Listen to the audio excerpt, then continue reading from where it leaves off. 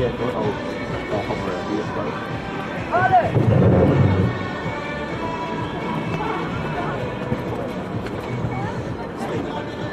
Just moving that here. Hey, 1 minute silence, boys.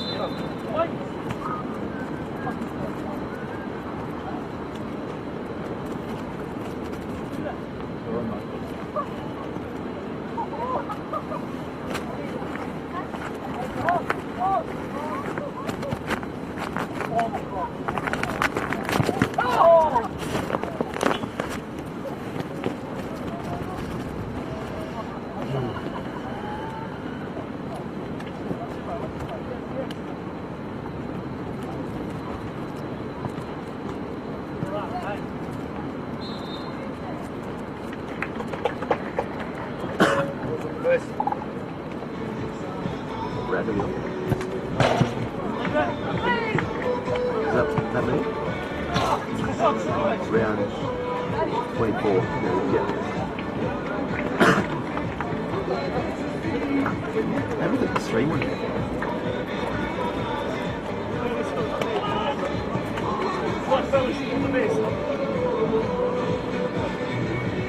haven't put it on yet. They're waiting for it.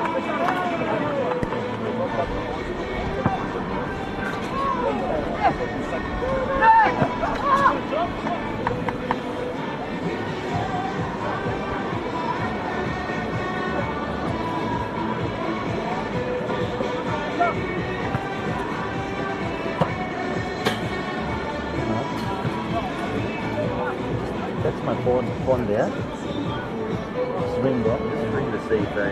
Oh, you got the number. Oh, hang on. Here we go, we're right now.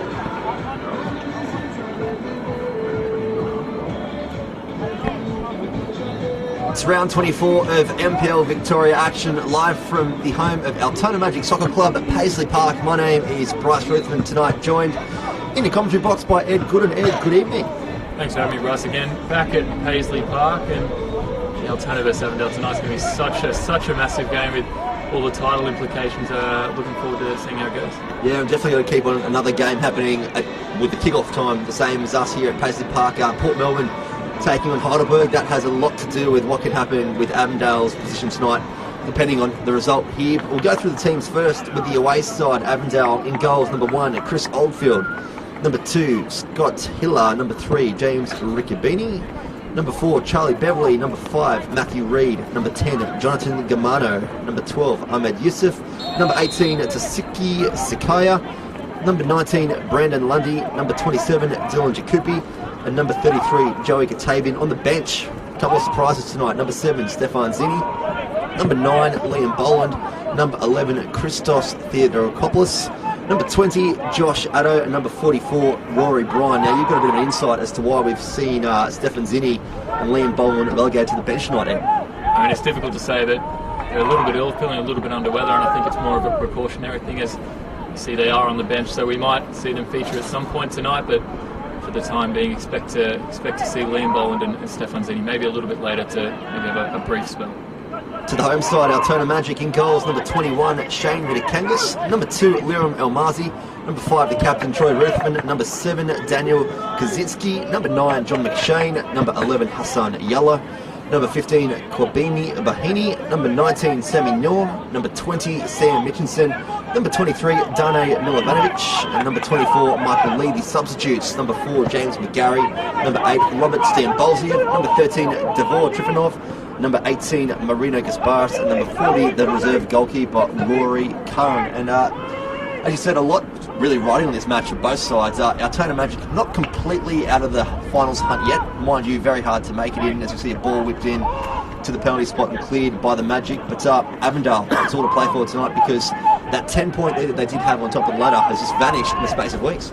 It's gone away very quickly, hasn't it? And I think it's credit to Heidelberg as well, how consistent they've been. But Avondale, I think it's 1 win out of the last 5, and that was against Hume. But the draw against Dandenong was really tough to see. And then, of course, that heartbreaking loss to Oakley last week. such an extraordinary game. But Avondale, as you said, it's a must-win 3 points tonight. And the pleasing thing for the Avondale coaching staff is tonight, you take out two of their sharpshooters in Stefan Zini and Liam Boland, but the replacement, Joey Katavian, he's played A-League before, and the boy on the ball now, Sakai, a great move down from RPL Leichhardt up in New South Wales, and has really been a revelation in the NPL Victoria. He's been fantastic. He's such a player to watch as well. He's got perfect balance, and he's such a skillful player. He's going to make moves in the midfield and really spread, or hopefully spread for them this Altona defensive midfield. And it was great to see with the FFA Cup action back on our screens at the moment, some of his goals against Melbourne Victory in RPL Leichhardt colours last year, getting a good run on the Fox Sports cameras and the replays. He tore it apart, didn't he? I think a couple of weeks ago you might have mentioned as well, Siki, how good he is and how quick he is, especially at this level. He might be due for a step above, but seeing him in those Avondale colours, it's fantastic to see.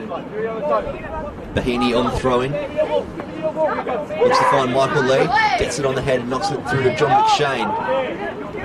Avondale quite tight at the back, and Sammy Nor does well to ride the challenge. It turns the ball over. Sky goes down, but Riccobini plays up the line to find Ahmed. The take on Dane Milanovic. And this time the latter wins out. Tries to find the space, but finds the referee, which got his first touch of the night, Ed. It's done well, isn't it? Not a bad touch at all. Good for the Avondale fans anyway, that one. There's a ball sent out wide. And just take over that sideline just in front of the barbecue, the very popular barbecue at Paisley Park. It's not steaming too hard tonight, but I saw it was popping off a little bit during the under-20s, but always a good feed down at Paisley Park, of course. Well, it is a little bit of a windy night here in Melbourne. Last time we were here a couple of weeks ago, it was an absolute cyclone. More probably conditions you'd see in Queensland, but in terms of the winds, not the warmth, that's for sure. But still a bit of a breeze blowing across from your camera across to the grandstand side over there, and you can always play a bit of a part here at Paisley Park. Almost definitely. The lack of a grandstand really kind of leaves the ground to be affected by the weather at most. And up on the scaffolding here, we're feeling it the most, so send the prayers through for your commentary team tonight. Well, one thing that Avondale won't be afraid of is actually coming here to play, which a lot of teams do find it quite difficult to play on the surface, but if you can recall, they actually used this as their home ground last year in the NPL for the majority of the season. It was interesting to see Sakia playing in here. Germano rides the challenge, but Sakai goes down, and the referee does award an early penalty to Avondale, and the Avengers will have a chance to go 1-0 up here. We've only just really kicked off. You saw the pace of Saki there. He's done so well to get a touch on that. And Vidakangas, I'm really not sure if he got a touch on Saki, but the referee must have thought he did, and looks like Avondale have a massive chance to take the lead early. And Liam Boland, we can see him below us in the dugout. He'll be spewing because he loves a penalty, and that's where the majority of his goals have come from. And second in line when he's not available is Jonathan Kamano, the ex-A-League player. Of course, to see him take a couple of these days at Melbourne Heart, and he'll have the chance to go up 1-0 here. And Shane Vidakangas does very well to get down, and really a poor penalty from Germano there. It's an incredibly poor penalty. I think you mentioned the surface earlier, how well Avondale usually play here, but he's completely scuffed that. And Vidakangas, you have to say, it's a really simple save for him, and who knows, maybe that'll be a telling side for Avondale going forward. Those are really the types of chances you have to take if you want to be pushing for a title. Well, take no credit away from Shane Vidakangas there, all 6'7" of him. As you could see, then his head almost touches the crossbar in that situation. But good save for a big keeper like himself to get down there on the deck. And, well, the Avengers don't take the chance to take an early lead. You see Troy Ruthven just played out wide, looking for Huston Yalla, rides the challenge and turns the ball over with an Avondale throw in the Magic player's not too happy with that challenge there. He definitely wasn't happy with that Yalla. You could feel the glare from back here as Avondale player might have just clipped him on the back of the leg, but referee didn't see an issue with it, so I guess we don't either. Sakai's on the ball again, and this time the foul goes against him for a handball. I think Goran Lozanovsky must have done his homework on Sakai, because he's one of those real players in the NPL this season that is just an absolute threat in all areas of the park, out wide, through the central corridor as well. Definitely is. He's a player to keep an eye on. You can see him pressing there. He works super hard, and he almost rotates from left to right to midfield as well. He's credit to his work rate and credit to his fitness that he's able to play that role, and when he is on the ball as well, he's got such fantastic skill and such fantastic finishing ability as well. Michael Lee does well to clean up the challenge there from Joey Katavian. It goes back to the youngster Liam Elmazi. In the last game here against Dandenong City, he scored an absolute screamer head from about 40 yards out, and I think he's let everyone know on social media that he's definitely got his first of the season. I think he earned that one as well. I didn't catch that, but 40 yards. Oh, it was an absolute cracking shot. Definitely worth checking it out on the highlights for Altona Magic versus Dandy City. They actually did lose that game though, so it came to no avail in the end, as we see the ball turned over from the Magic. Gives a chance for Avondale to go high. Sakai ends up with this one. He's got some space. He has a strike, and Vitakangos with a great save, and Kamano with a follow-up, and Vitakangos up to the task. Well, it took a bit of a bowl there, that shot from Sakia, but as you said, credit to Vitakangos, he did well to get down, and again, not his most gracious save on the second attempt, but ball in hand, he's not going to mind too much. Well, one thing the Avondale coaching staff would definitely want to have a look at tonight is the height across the centre of the back line for Magic, because Milanovic and also Liam Elmazi, quite tall, easily over 6 foot, and Joey Katavian and Sakai, not the biggest bodies going around. They're not short kings, but they're definitely not as big as a couple of boys in defence there. But as you mentioned, set piece is always a massive danger at this level. Sam Mitchelson going on that left-hand side for the Magic. The regular left back, I believe, has gone under the knife for a knee injury, so that will see Johnny Stajewski out for the rest of the season. A pretty big loss for the Magic, really, in terms of utility at left back and centre back, because he's been a real part of the starting lineup. It's a massive loss, and I think especially at this level, you see the fullbacks pushing so high up and being an offensive threat, and Johnny Stajewski, he was proving to be that, and also providing a lot of defensive qualities as well. And we've seen a fair amount of knee injuries this season. It's just so unfortunate to see every year. They seem to be on the rise a little bit, but hopefully he's back next year and firing down the left-hand side. Someone else under that same umbrella as Stajewski is a former Avondale player himself, Ross Archibald, who would be burning to be out there tonight, knowing Ross, and to have a chance to get one up over his old side, where really he was the leader of Avondale last year in their great run. And I think you'll take any chance to get one up over your old side, but as you mentioned, such an experienced and such an integral player on that Avondale side last year as well. Bahini with a great ball, looking for Sammy Noor, who rides a challenge, gets onto his right and goes for the little chip out of the dirt spot there, and unfortunately just quite couldn't connect, and Chris Oldfield does very well to keep it out with a little scuffle in his touch. Sammy Noor, that was almost filthy, I have to say, but the dink was just not quite enough to get it over. Chris Oldfield there, did well to stand up and stay nice and big, but Sammy Noor, you see the skill on him. A chance for Ahmed Youssef to go forward. He gets into the box around Elmazi. He's got time to assess it, and almost an own goal, but Sam Eason does very well there with the help of Michael Lee to clear the lines, and Bahini's got a bit of space here in front if he can find Daniel Kaczynski, the new father. He's doing quite well and does win his side a foul, and obviously having a newborn really hasn't affected his game, maybe taking up a level. Maybe giving you a little bit more motivation. You want to score some goals for your kids as well? Well, there is I believe it was a baby girl from memory, but I could be wrong. It's a 50-50 chance, I know, and I should know this, because we only spoke about it a couple of weeks ago, him and I, but I know he's got a celebration lined up if he does score, so... I'm excited to see it if he does. Ruthven plays the ball into the penalty spot, and it gets in the head from John McShane, but can't quite find a target, and Chris Oldfield not too happy with Rugabini. Not too sure why, because it was a one-man wall, and you can't expect really the one man to block that kind of ball. Honestly, I don't think I've ever seen a one-man wall block a shot, and Rugabini, I don't think he's going to be the man to do it. But as I mentioned before, there's a lot of chances coming through now, and John McShane, he rose extremely high to get ahead on that. Chris Oldfield not too troubled by it, but I think it's telling for the game that's going to come. If the pace can keep up like this, we might be seeing a couple of goals here or there. Well, having seen your station FNR the other day in Avenger Radio, I'm led to believe that Chris Oldfield's the prankster of the Avondale dressing room, putting socks in the freezer. Liam Boland was a guest on the show, and he was just sort of saying that he wasn't too pleased or not that his favourite winter socks got drenched in the ice bath from a room in Chris Oldfield. He was not happy with it. I'm not going to verify who is the prankster. We're yet to confirm. Do you know? I can't say as of yet. You've got that look on your face, eh? I'm going to trust Liam Boland and say that the prankster is yet to be determined. Everyone in Avondale is a suspect at this point, but Chris Oldfield, we know he's got a little bit of cheeky scouts in him, so the sock prank might not have been his first for this season. We could probably stake claims for Sakai not being involved, because he's a pretty quiet character. Well, maybe that's his ploy. Maybe that's his tactic. silent assassin. You never know what's happening in that Avondale dressing room, but whatever has been happening has worked to date because they are still on top of the NPL ladder, only by a couple of points though, as it stands. We see that man Sakai come back all the way to Chris Oldfield. He's got plenty of time and space and knows this ground well in its proximity, so would have no problems taking that first time. As the ball comes wide to Yusuf. Goes all the way back from Scott Hiller. Matthew Reid just wants to play it short. Receives the ball back again. Just looking for that channel, can't quite find the pass, only finds the left foot of Sam Mitchinson, who finds Hassan Yalla. Now, Hassan Yalla is one of those boys that had a great start since coming down from Sydney in the winter transfer window, but just the last couple of weeks just seems to have been off his game a little bit, maybe.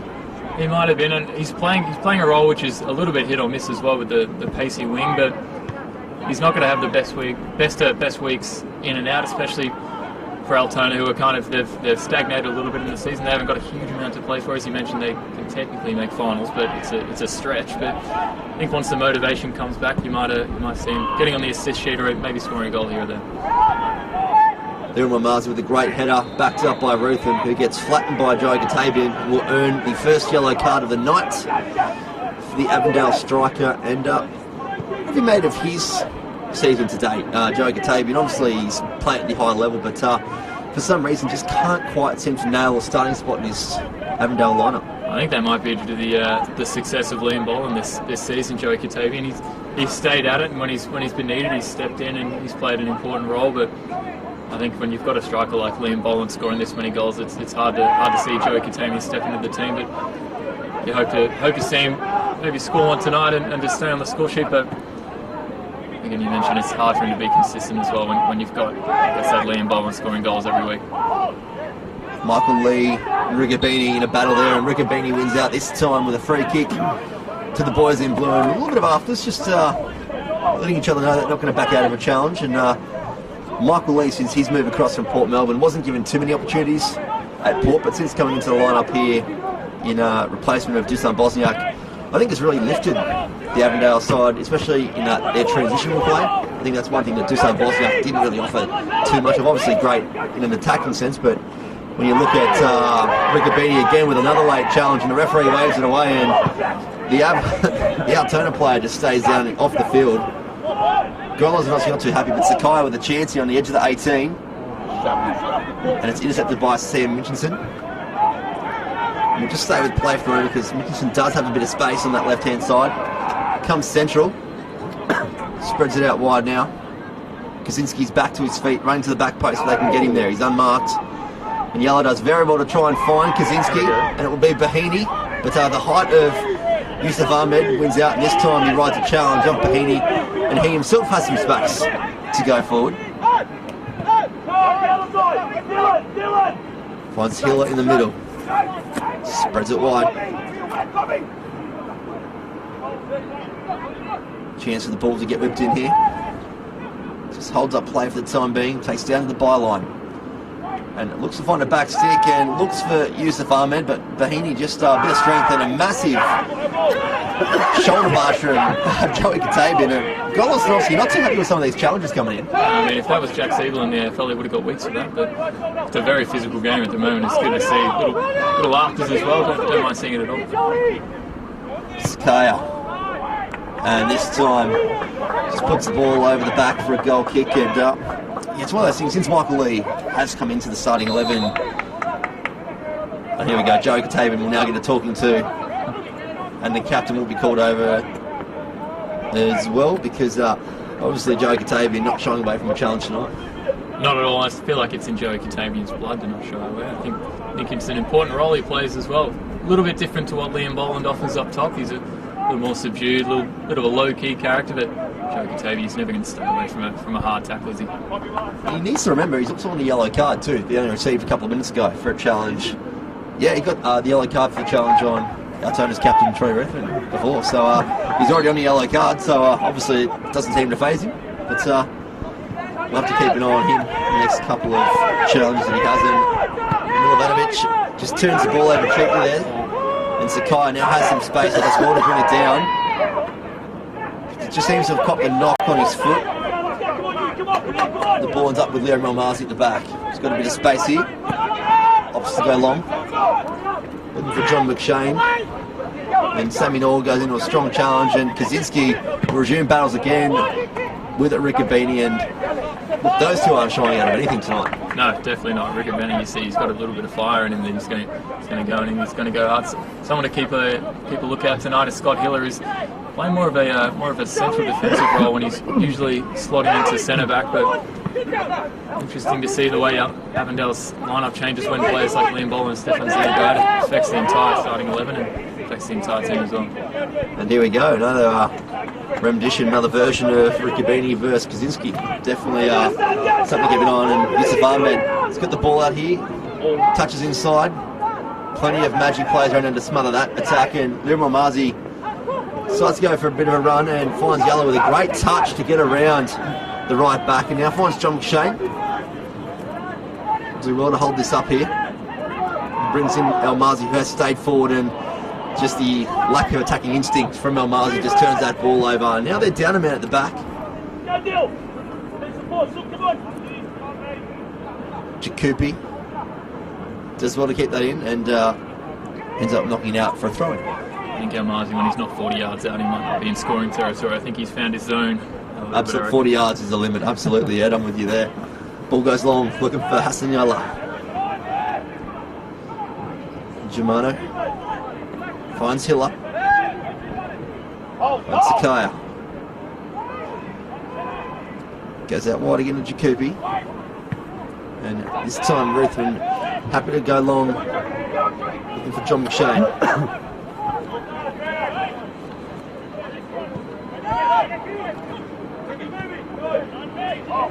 It's interesting actually watching Sakai. He's not one to shy away from coming deep to receive the ball as well, which is, I suppose, if you're Carlos Norsi, that's probably actually what you want. You want him probably coming deep by getting him out of that attacking third and being that threat. I think so. Getting him on the ball as much as possible as well. He's, as you mentioned, he's an extremely high quality player, and if he's on the ball as much as possible, it's good news for Avondale, especially in those little pockets of space between the midfield and the front three. Maybe the Altona Magic players have a bit of motivation tonight, because they're actually sending off their team manager here of many years, has come through the ranks up through the promotion stages as well. Ruben Todorovsky has scored himself a new gig with the new A-League side, Western United, as an assistant team manager. So big congratulations to Ruben on that one, and definitely an exciting adventure for him. They're sending a little bit of an all-star cast, Western United, aren't they? They seem to be.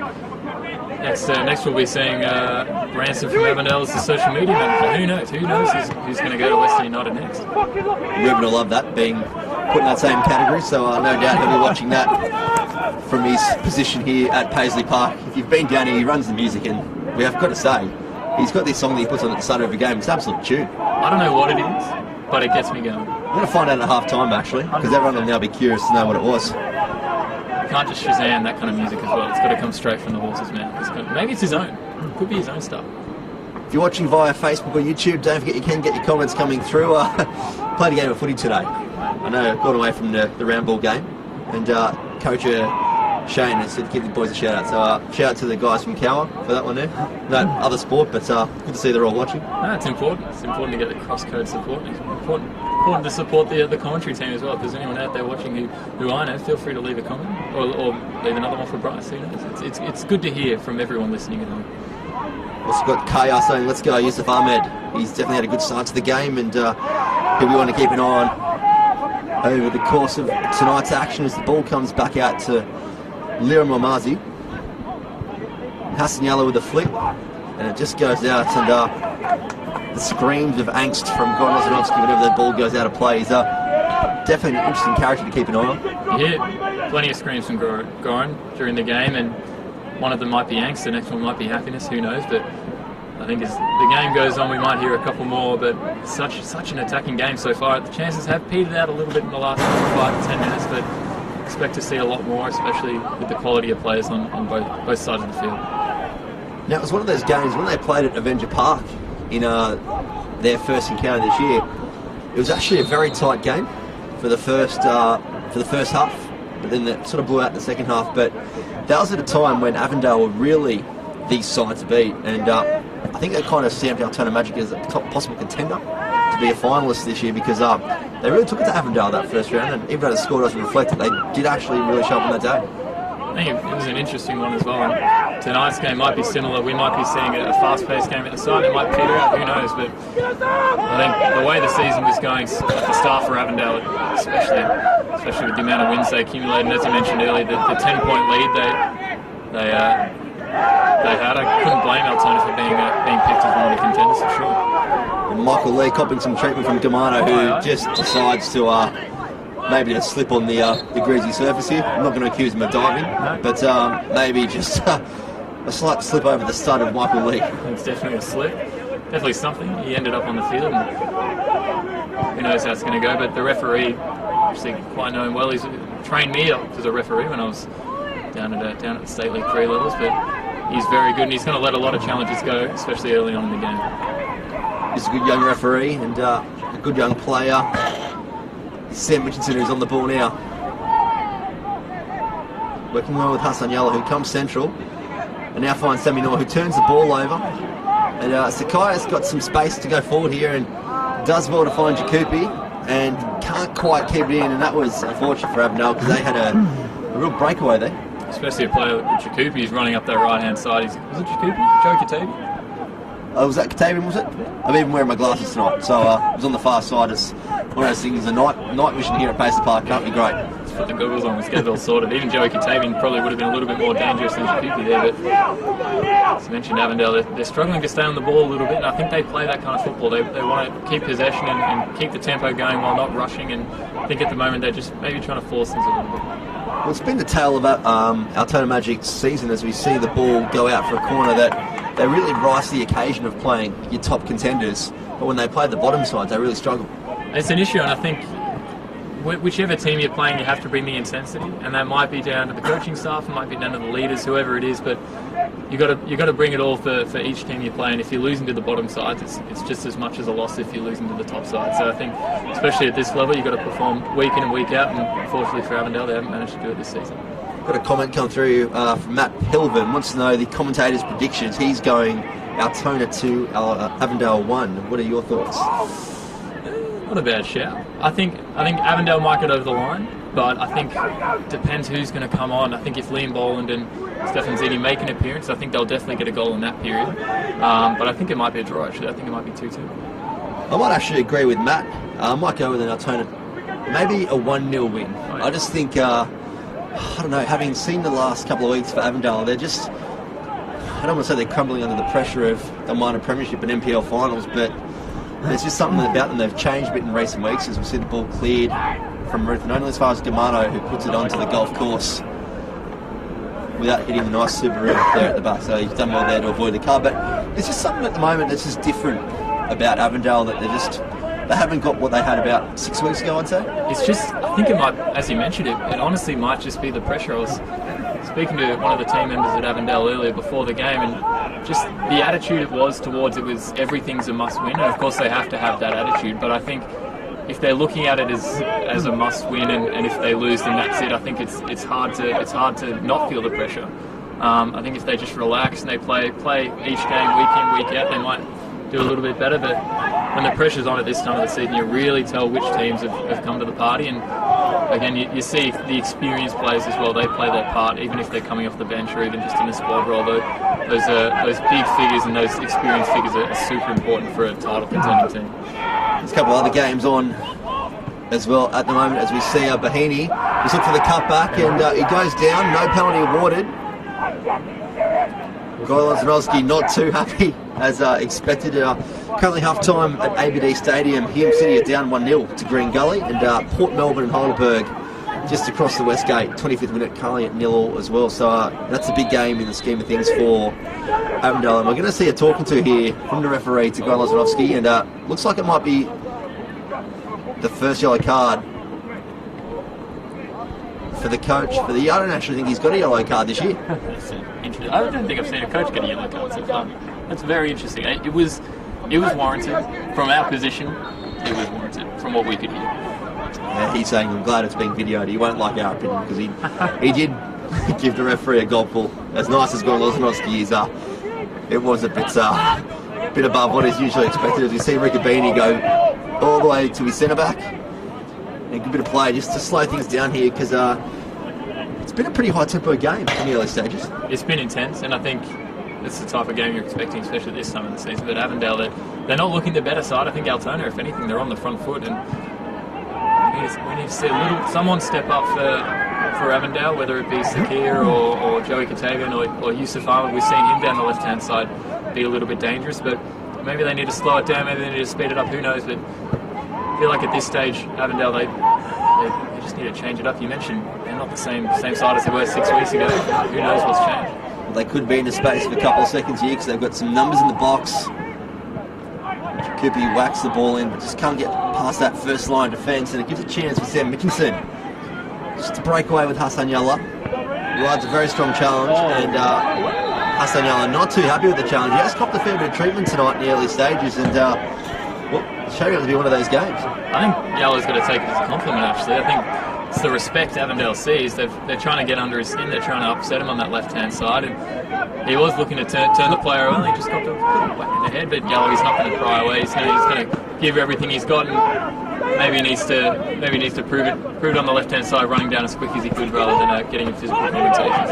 I reckon you're spot on there, just in the game in general, because maybe they do remember that first meeting that they had at Avenger Park where Avondale really just couldn't contain Altona for a fair chunk of that first half, and could be that sign of respect. They're just taking a more physical approach tonight, because normally Avondale, the ball-playing specialists that they really are, don't really get involved in that physical side of things. You see Jacoby just go to ground, and Luma does very well there, but yeah, maybe that tactic tonight is just, as you said, a sign of respect to Altona Magic. It might be their downfall. I think Avondale, they're so good on the ball and they've got such quality players. I think they might need to stick to that. Maybe they're just feeling the pressure of the title a little bit, or maybe, as you said, it's respect to Altona. But it's going to be interesting to see how they continue the game, and if they're able to find some chances, as they haven't so far. So we're about 20 minutes into the first half here. You wouldn't use that crumbling under pressure phrase I used moments ago, would you, Ed? I wouldn't use crumbling. Maybe teetering on the edge.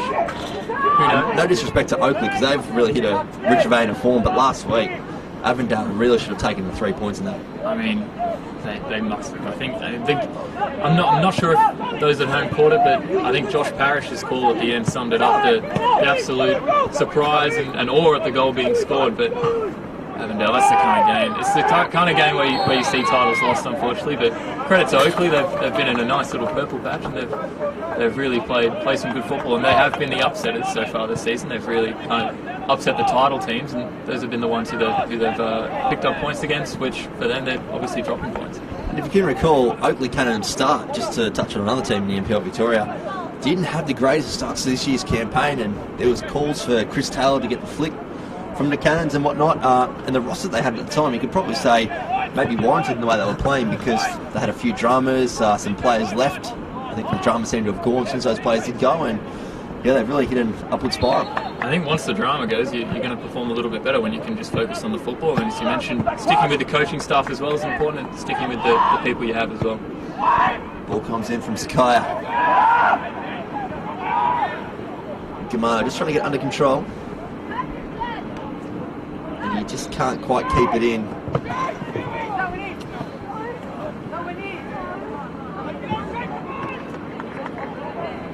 Just under 15 minutes remaining of the first half here at Paisley Park. If you've missed the opening stanza, well, there was a penalty in the first 10 minutes that was awarded. Actually, might have been the first 5 minutes awarded to Avondale for a challenge on Sakaya, and Gamano stepped up and just put it straight into the hands of Shane Kangas. So they could have had a 1-0 lead, but couldn't take advantage of that great opportunity that they did have in the opening stages. Sakai ends up on the ball here again in the middle. There's an Ahmed Youssef. Has a strike on his left, and it just comes off a bobble there and hits the Black Rav 4 in the car park behind. And you could say if that goal did actually go in from the penalty spot, that 1-0 lead, we could have been seeing a completely different game. It would have completely changed the game. I think Altona would have had such a different approach. I think they would have been playing a lot more attacking. I think they maybe would have just been playing for a draw, honestly, maybe hoping to sneak one in the last 20 minutes or so, but those are the kind of goals you have to score, of course. A penalty is the biggest chance you can get. And you mentioned Liam Boland on the bench, someone who loves a penalty, and he scored the goals, and I think that's credit to him that he has scored so many this season, because as you can see, they can easily miss them, and you can easily not convert, even if they are the easiest chance. Some strong charges coming in again. Referees have to wave them away, and Sakai plays the ball out to Chikupi. Tries to get onto his left. Another player goes to ground. The referee doesn't even take a look at that one. And Altona will win themselves a throw-in halfway up the defensive half. We heard calls from the Avondale coaching staff to Chikupi to hit it with his left, and I don't think he was too confident on it. I think maybe cutting inside and not being too confident on the left foot might be a downfall of a fullback, who knows, but if you don't have that danger, if you don't have the confidence to shoot with your opposite foot, you'll never have the chance, I guess. Well, the key players for Avondale really have been getting involved. Germano, Chikupi, you've also got Joe Katabian and Sakai as well. They're all the ball players, and you can't even forget Yusuf Ahmed doing that equation, and that's the players that they'll be looking for to get on the score sheet tonight. Definitely, and I think especially when the space is so open, you can look to players like Ahmed down this left-hand side. He's been a little bit dangerous when he does have space to run into. He's definitely a player to look out for. But and we mentioned Sakia and Joey Katabian before. They've just not really had the time, not really had the space, and I think Avondale, with the midfield players they've got as well, they really do thrive when they have possession, when they have the ball. But yet to see it so far in this game. Well, having spoken to a couple of defenders in the NPL over the last couple of weeks, they reckon that Yusuf Ahmed is one of the most awkward players to mark, purely because of his height and his build, and just you never know what to expect from him, they reckon. Oh, definitely. I mean, former Melbourne City youth team player, he's definitely got the qualities and the pedigree, and as you mentioned, he's so big and he's so quick as well that he's got the reach. He can almost fend off players at will as he's galloping down the left-hand side. But I think if Altona can close him down, maybe restrict the amount of space he has, they might prove to be slightly more effective. But you see so far he's been a little bit dangerous, and he's made a couple of chances here or there. But I think after coming over from Dandenong Thunder, I think it was, after that breakout season, he's performed well for Avondale in his couple of seasons here. Hassan Yella looks at playing Daniel Kaczynski. And from the winning side of corner, after just taking a slight touch on that run through. Don't forget, you can get your comments coming through our Facebook live stream. If you're watching on YouTube, you can have both up and comment, interact with us, let us know where you're watching from, your thoughts on the game so far. It's been quite even. Sanjay says Avondale FC, no doubt supporting Avondale by the looks of that comment there. I mean, I think the evenness of the game is credit to the quality of both the sides, and you can see a set piece might be dangerous for Altona as they're trying to whip it in and find those big boys. Ball comes in for the front post, finds ahead of Yusuf,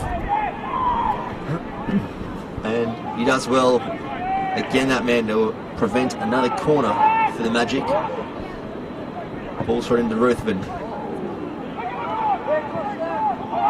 comes into the edge and finds ahead of Germano, but Milanovic goes for the big shot and just completely misses that one on his left peg. Ruthven wins the header, and the ball's just cleared and gives Avondale a chance to step up. I reckon Milanovic just saw the lights just come straight to his eyes then. I think he was trying to summon the power of Paul Scholes or Wayne Rooney when he was trying to strike that one, but you know, if you don't buy a ticket, you don't win the raffle, and if that one flown in, it would have been for the history books, Bryce. Well, to his credit, during his previous stints in the NPL Victoria, he has played as more of an attacking player. As we see some strong challenges here, and this is not what you want to see. All the players run in, also the assistant referees, and there's a lot of heat, as you can see here, and there's a lot happening here. All players in the park involved in this minor scuffle, and this is not what you want to see in the field. We said it was going to be quite heated, and this is really, for the game of football, not what you want to see. But the referee's done well here to break this up, because this is right in front of the Altona faithful underneath the grandstand there, and that just sort of came off a bit of a challenge. Yeah, look, I think it was the pressure was building, and it's red hot at the moment. It's staunching along, and I think the referee's got a bit of a job to do. You saw the linesman sprinting over to try and help break everything up. But you saw a group of almost 20 players there accumulating on that side in front of Altona faithful, who, as you mentioned, they are passionate. They won't be afraid to get involved. But I think if we can reduce the amount of scuffles we have, and you see the referee having a chat with the linesman to see if any repercussions need to be had. And it looks like Daniel Kaczynski, Possibly. from our vantage point, has been given the card there for the Magic, and also Matthew Reid from Avondale. They've both received yellow cards in that one.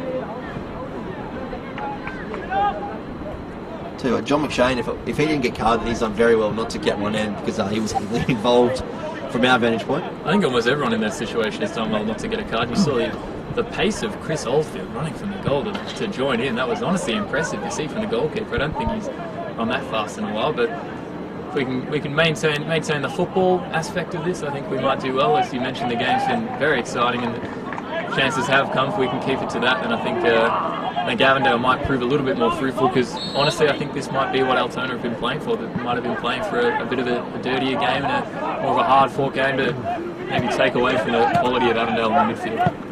We're lucky we're only about 5 minutes away from a half-time break, so I definitely think both teams and the referee will need a bit of a break after that little stoush. But again, I'll say it, Ed, I reckon that's a sign that Avondale, they're under pressure and they're feeling the heat. They're feeling it. I think the experienced players need to step up and maybe take control of the situation, because as crucial as it is to step up and protect your players, it's all about the football match at this point. You maybe need to focus on that a little bit more if you want to be taking the title and to take the 3 points tonight as well. And thank you, Matt, for the comment on there. John McShane got the yellow card. From our vantage point, we're on the other side of the pitch, so it's a bit of a hard spot for us. But just seeing John McShane's shirt up top, he might need a bit of a shirt change at half-time as well. A bit of a rip up around the neck. As to the character of the Altona kid, as we mentioned, Also being Scotsman too, not stereotypalising Scotsmen in general, but they're usually pretty fiery characters. maybe that was from earlier before. Maybe that wasn't even from the stuff. Maybe it's just got a rip shirt. Who knows? But See Lima Marzi very cool and calm at the back there, under the pressure of Yusuf Ahmed. They go long, and Sammy Noor tries to look for John McShane, and just that time you can see he just shied away a little bit from that challenge. And he's been back for about 5 or 6 weeks now, John McShane, so still finding full fitness, but obviously this is his first campaign in Victoria, and really has got stuck in, even from a physical point of view there. It's just his all-round play of attack. I think it's crucial to remain physical and, as you mentioned, get stuck in, especially at NPL level. What John McShane, he's got a history in Europe and played with a couple of sides where he has had to be physical and he has had to play the target man role. You see there, rising up for the header, but he's only been back for a few weeks. I think Heidelberg might have been his first game back, where he looked a little bit weary, maybe a little bit rusty going into that game, but it'd be good to see him back on the ball and back scoring goals, especially in the Altona kid as well. Well, a prolific goal scorer in State League 1 with the Magic, and then obviously last year as well in NPL 2. He's banging in goals for fun over the last couple of years, so no reason that they wouldn't want to keep him on the books. And in turn, there was a couple of other clubs sniffing around when they were looking at not re-signing him after his injury, but definitely a smart decision given the injury from Mikel Hemmen, the Dutch striker they did have at the start of the year. See Troy Ruth in there with a turn. Finds a space there, Sam Mitchinson with a great ball. Plays it short in with yellow, and the two of them work well together, but unfortunately just can't quite complete that sequence. And that's more of the stuff that we do need to see from the Magic if they're going to break down this Avondale side. And again, Yusuf just goes out and dives in the ball, and he's just holding his head here. And Avondale want to get on with things here, but Ahmed Yusuf just saying, "Hey boys, give me a quick break." Maybe let's slow it down a little bit before half time. And I think this period, maybe 2 or 3 minutes before we see the half-time whistle blown, it's going to be crucial. If Avondale can sneak one, or even if Altona can sneak one. It's very stereotypical to say, but it's really going to change the half-time talk that coach gives, and it's going to change the tone of the game. But so far, if we do see a 0-0 going into the half-time, I think it's probably fair. Neither team really making a chance other than the penalty in the first couple of minutes, but Avondale might have a final go here.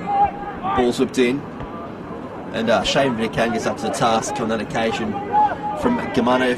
The two coaches, who do you think is the happier walking into the dressing sheds at half-time? I think neither are going to be super happy. I think they're both going to be just a little bit frustrated. I think Avondale, given the circumstances, they're probably going to be feeling it a little bit more. Altona might be playing slightly more carefree, but both teams not super happy with how they play so far. Katabian whips the ball in, and El Mazi does very well to beat Yusuf Ahmed to that one there.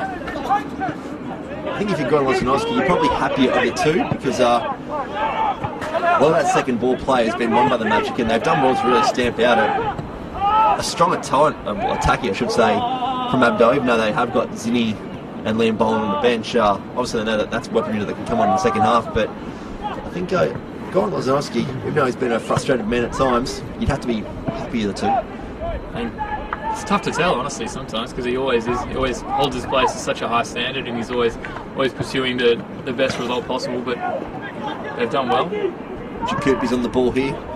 Takes on El Mazi and does well to keep it in. Shane Vitakangas collects at his front post.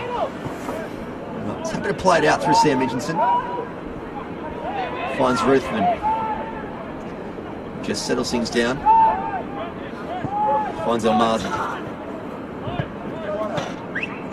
The Magic very happy to keep it, but he's got Troy Ruthven out in his left and was thinking of hitting the pass. Well, Mars is thinking about the same pass again, but opting not to use them, they do now. And Avondale doing very well just to keep them down in their own end here. And Sakaya goes to ground. Huge challenge of Michael Lean. That was some great play there. Some good forward pressure from Avondale. It's a trademark Avondale tactic there. We saw it a couple of weeks ago at Hume, I think it was, where they picked up a 3-0 victory. It was the press that really caught the team off guard. And alternatively, they might be similar to Hume in the fact that they might not have the ball-playing defenders to deal with the press, but if Altona are staying on the ball and they're choosing to play out from the back, they really have to be careful that Avondale press. Hiller plays out to Riccobini. Come back to Hiller, who's got some space here. Only Sammy Noor in front. Finds Sakaya. And Troy Ruthven does well there just to break down the play and rides a challenge of Gamano, and that should probably be, I'd say, a yellow card. That was definitely a professional foul. It was professional, to say the least, and I think the sandwich tactic from Avondale might have proved fruitful, but I think it's a smart decision by the referee, especially how close we are to the half-time whistle, to maybe keep the cards in the pocket, to maybe stem the fire that could be building again. But John McShaney playing that target man role again, but as you mentioned, the second half probably can't come fast enough for either side, as they're maybe just playing a little bit too cautious for their own good. Riccobini just goes to play long, and it's blocked by Ruthven.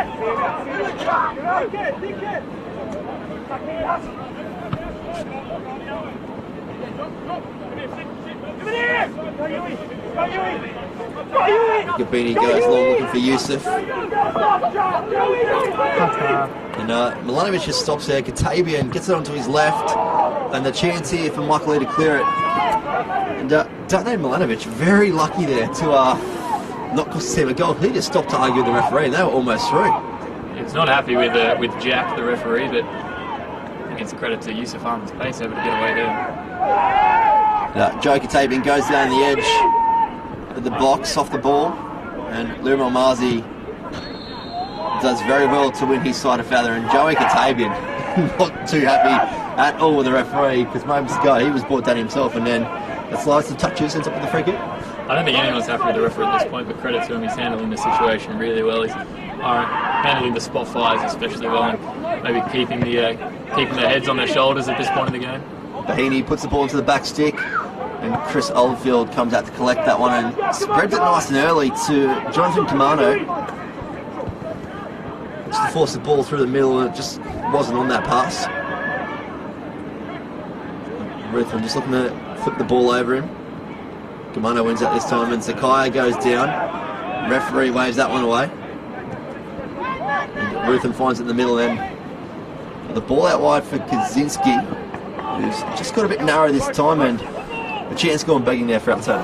I think he was almost expecting him to be out wide as we see the first half blown, and Bryce, I think such an interesting game, and we saw the penalty first 5 minutes or so, could have changed it completely, but chance wasn't taken, luckily for Altona, unfortunately for Avondale, but so excited to see what comes next in the second half, especially with the spot fires and the physicality that we're seeing so far in the first 45 minutes. And also very little stoppage time too for that first half. I was going to say, I think there was 1 minute brought up by the fourth official, but not quite maybe played, but I think that last 5 minutes maybe proved that both teams are a little bit on edge, and Avondale afraid to really get on the front foot. Maybe they are feeling the pressure of the title race, but credit to Altona as well, who have done well to peter out any attacks Avondale might have produced. We're going to take a quick break here. The score is locked at 0-0 at Paisley Park between the Altona Magic and Avondale FC. Bryce Ruth and Ed Gooden with you. We'll be back in about 15 minutes here for NPL Victoria action in round 24.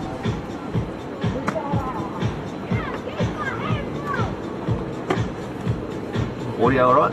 Sounds alright? Yep. I might go for a walk over there quickly. Yeah, I might come with you actually. Yeah, you're I'm right. going to keep my feet past the wall. Keep my legs back. No blood clots. Just stiffening up. Yeah.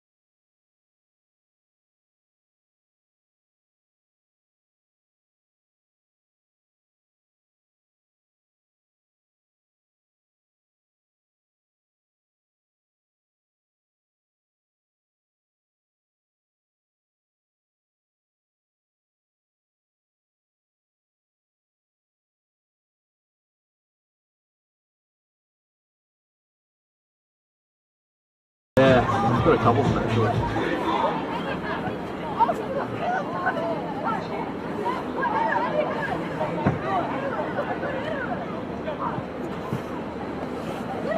Can you see Liam Bolton warming up over there? Or?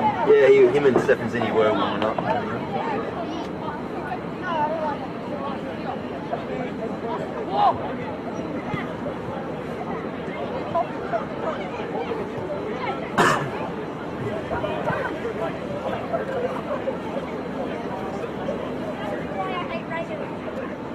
So what's the coach's names there?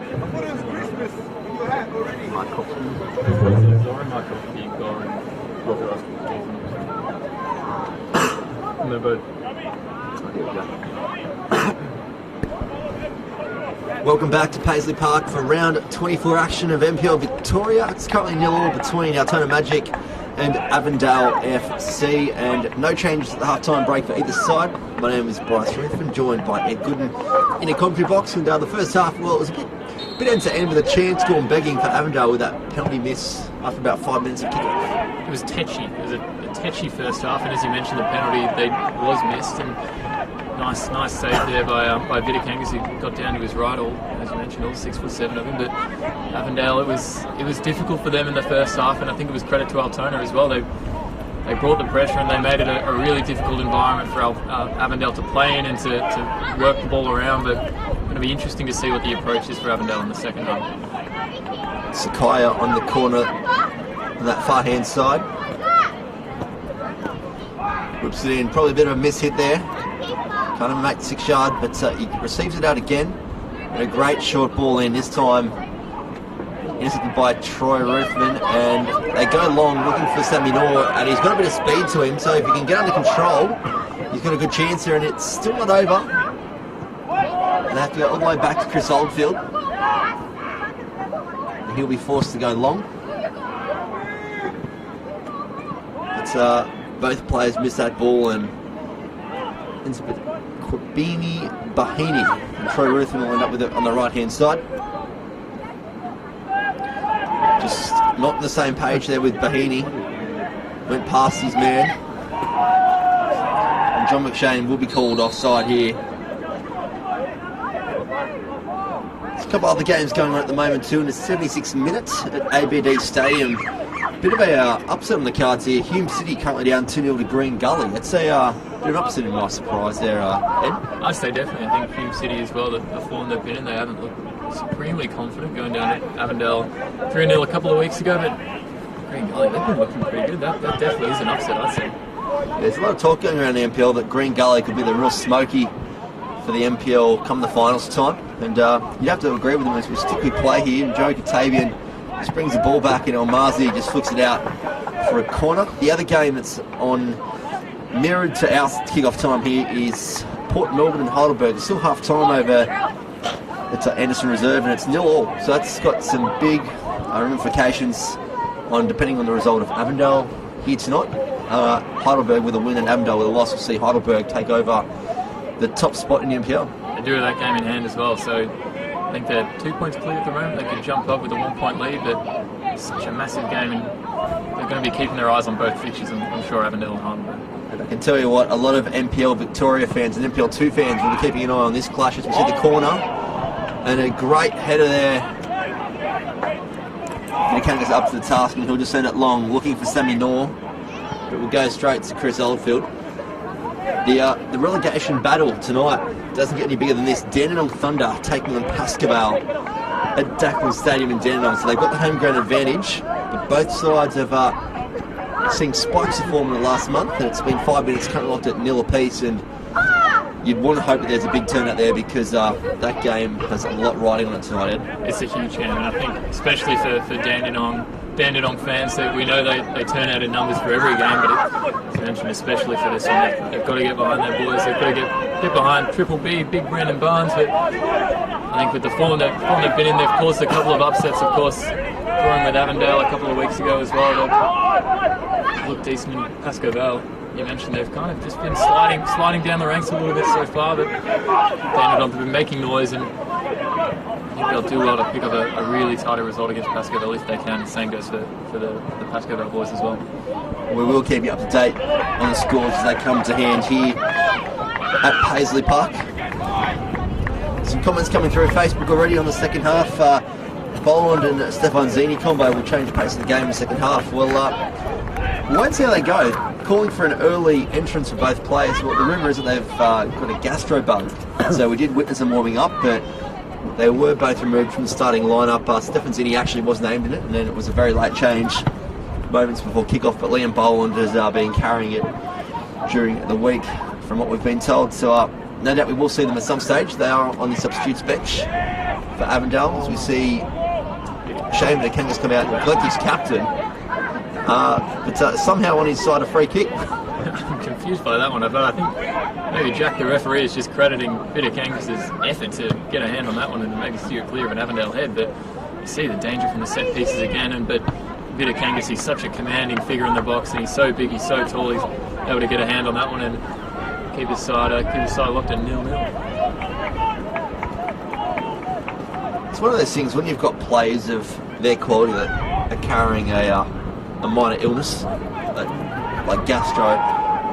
Obviously they've got something in the tank, but just how do you gauge as a coaching staff how long have you got? Do you ask the player how long you think you've got, or do you just make the judgment call yourself? I think you have to trust the player at that point, because obviously the coaching staff aren't doctors, and with something like gastro or a similar illness, it's really up to the player, and it's up to them whether they're feeling up to it. Obviously, it can affect them for a week or two, or even a month. But I think with the player like Liam Boland and of course Stefan Zini as well, sure they've seen them for at least 15 to 10 minutes at least. Just a chance here or there. We know how pivotal Liam Boland's been so far when he's able to finish pretty much every chance he's given. But it's going to be telling, and it'll be telling for the title race as well if we do see those two appear tonight. And it might not just be Avondale that have had a bit of a stomach bug go through their dressing sheds, because speaking to Marina Gasparis at half time while they were warming up, he himself has had a bit of a stomach bug as well. So it might not just be the two clubs on the show tonight, it might be going through the NPL Victoria, which could be a very alarming sign. Who knows where it's going next? We might be in trouble. I hope not. Maybe our camera guy is looking at us like, I hope you guys aren't crooky, shaking his head. So I think we're all right up here in the scaffolding, but hopefully all involved with the illness get over it nice and quick and can return to full health in due course. As we see Sakaya fake took the ball and it will come in from Ricabini. There was a free head there at front post and a handball called there against Avondale, and a chance for Altona just to play it out, keep this one short for Bahini, who now goes along looking for the target man in John McShane. They just can't quite get it down under wraps, but Lira Mamazi does well to skip the challenge there and now goes for a searching ball, and he's got Daniel Kaczynski, and it's a great ball in the end, who can whip the ball in. You can find McShane, it comes across and a great save from Chris Oldfield. It's still not over, the ball's cleared. A bit of relief there. Jacobi just can't win out on that occasion.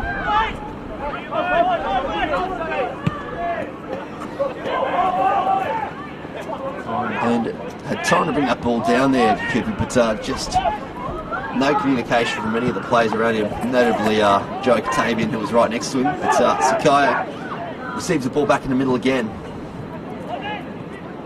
Great one too. And Katabian goes down, and Ruthven just goes away from the play with the ball.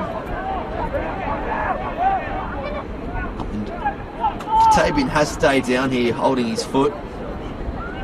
And what thoughts on that challenger? I think I heard the clattering, perhaps of studs on shin pad. I'm not going to throw any accusations around, but referees saw nothing wrong with it. But I think it was just one of those where maybe both players clattered into each other and one's kind of got to come off better than the other. But Joey Katabian might just be a telling sign of how his game's gone so far tonight. He hasn't had a huge amount of football to work with in this in the early stage of the second half and in the first half as well. But he's working hard, and he's throwing himself into these kind of challenges, and let's hope it's nothing too serious. Let's hope he's back on his feet and he's flying into some even more in the second half as it continues on. I can see Liam Boland and Josh Addo down to our right hand side warming up, also Stefan Zini as well, so could be a like for like change for maybe Liam Boland. Has he got 30 plus minutes in him? Possibly.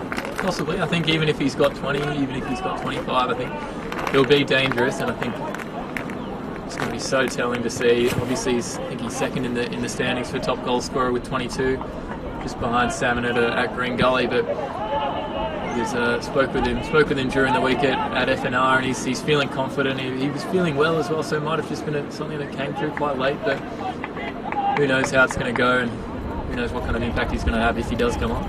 Question you might know the answer to, it's quick notice. How many penalties has he actually scored this year? I'd take a guess. You did mention it was a fair few. I'm going to say 11.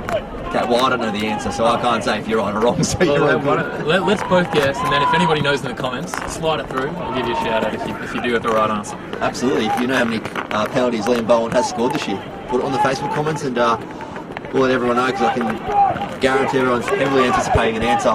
We're both saying 10 plus. I reckon we'll be pretty close to the mark, because we'll see the ball come wide to Jacoupy. Sanderson just trying to step him up, and does well just to force that error from Jacoupy, and it's been one of his nights really. It's he's had some glimpses, but really that front three, apart from Sakai, really struggled, as you said. Joe Katavan too, really struggled to get into it. Struggled. They really haven't created too much. They haven't mustered too much. I guess it might be the sign of the game, and how well Altona have done to apply as much pressure if they have. But as you saw there, he's got to play a better ball, I think, and he's got to execute a little bit better. But the Avondale front three, they are slightly inexperienced as well, and they might not be up for such an important game. And a very important intercept at the back there for Avondale, because that ball wasn't met from Charlie Beverley. John McShane is through to goal.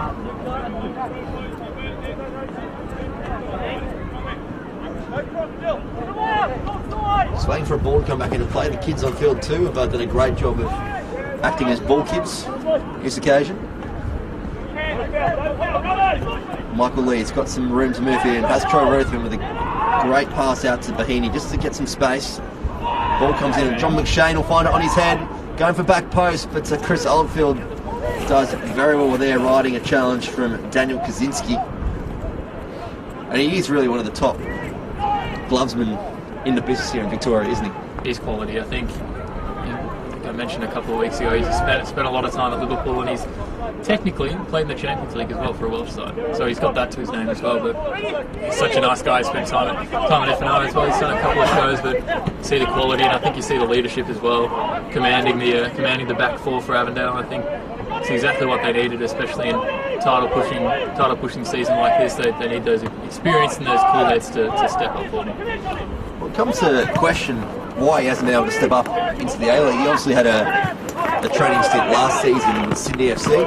They didn't decide to keep him on, but it's one of those things that you just think maybe Western United, I know there was a bit of talk about him and Liam Boland maybe being brought in to the fold this year and given a chance at A level, but there seems to be something there for Chris Oldfield. It just isn't quite making the grade.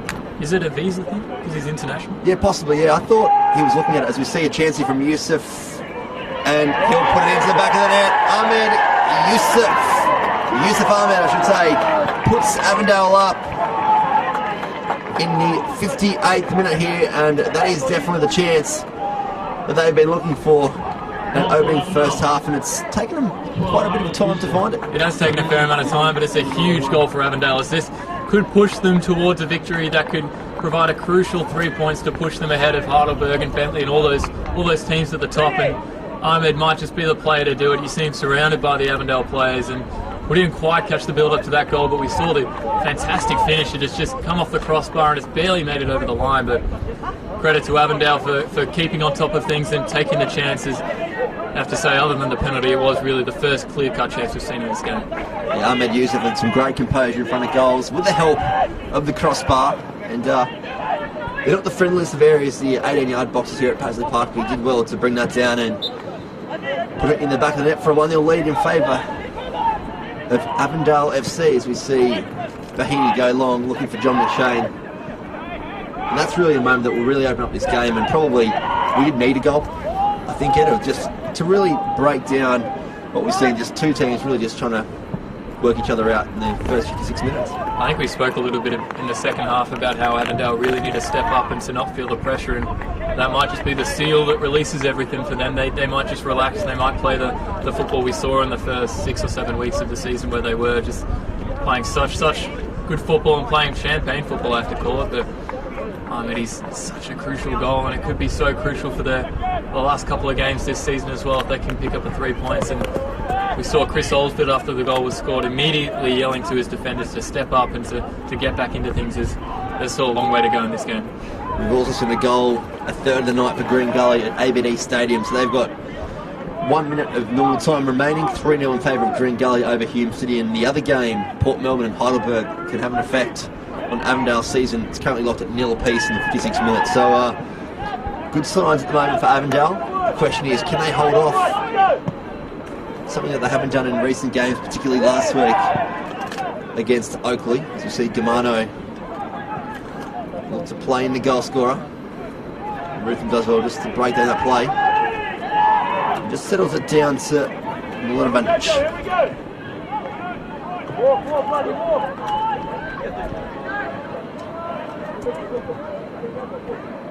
Trying to keep it short through Sammy Nor.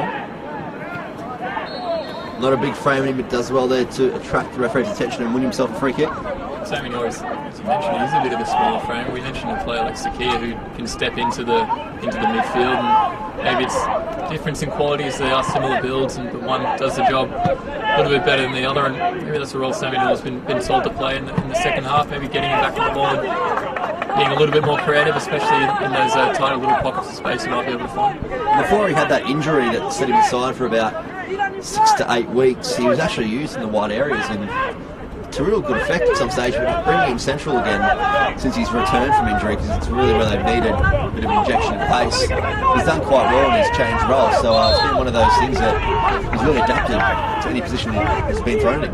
It's one of the more difficult roles to play in football, is the central attacking midfield role, or maybe even the false nine. Is he stepping in front of John McShane? But you've got to be so quick on your turns, you've got to be so quick on your touches, and also comes with the communication of the team to be able to tell you if you've got space, if you've got time. But Sammy Nor, he's still quite young, and it could be a role that he flourishes in, or maybe we see him back out wide where he can utilise the pace a little bit more. But it's good to see a young player being given a chance in such a difficult position. Jamaro just looking at the slow plays down, ignoring the calls of the referee and saying, mate, just watch yourself, because you'll earn yourself a yellow ticket if you don't back off nice and quick. Ruthven just settles it down. Cries have come back out from Goran Lozanowski beneath us. Almazi finds Mahini, who just rushes his pass to find Saminora. Did miss it and ended up finding John McShane, but they've turned the ball over again. Milanovic comes to save him, and just a bit of a messy play here at the moment, and Sakai ends up with the ball, and it's a great ball to Ahmed Youssef, and he's dragged out Shane Vidikangis, who does equally as well to win his side a goal kick. A little bit of goalkeeper defending there, don't mind seeing it, especially when so far outside his box. But two of the taller figures in the team, you don't mind seeing a almost battle of the titans with the big boys on the left hand side. In terms of pace of a goalkeeper, we saw Chris Oldfield run out of his goals very quick in the first half for a minor scuffle, but Shane Vidikangis showing a little bit of pace there as well. Maybe it's the motivation as well. Chris Oldfield, you saw he's running for something a lot different to Vidikangis, but motivated for other reasons. You mentioned 6'7". How many strides do you reckon he took there? 1 or 2? Oh, well, Youssef isn't the smallest guy either, so that was definitely covering a lot of ground in a short space of time. As we'll see the ball come in here to the penalty spot looking for Sakaya, can't find him. And Sammy Nor just doesn't turn the pace on there and loses out, but John McShane does find a bit of space now. We'll find a man equally as quick as Sammy Nor, if not quicker, in Hassan Yella.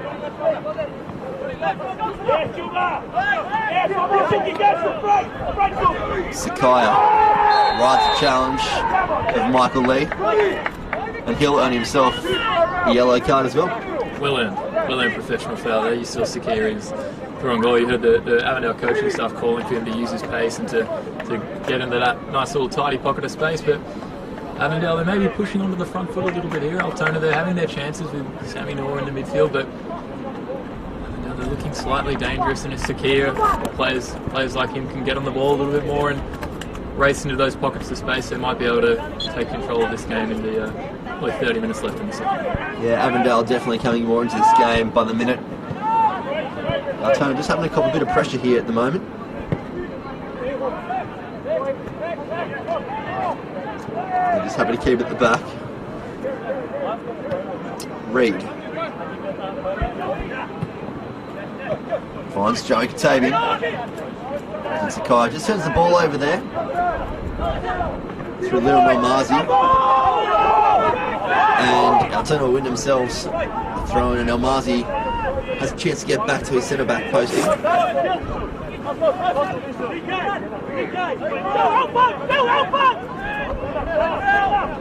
Yellow finds Almazi, comes back to Milovanovic. Goes searching for Kaczynski. It's not a bad ball there. And Sammy Noor can't quite keep that in.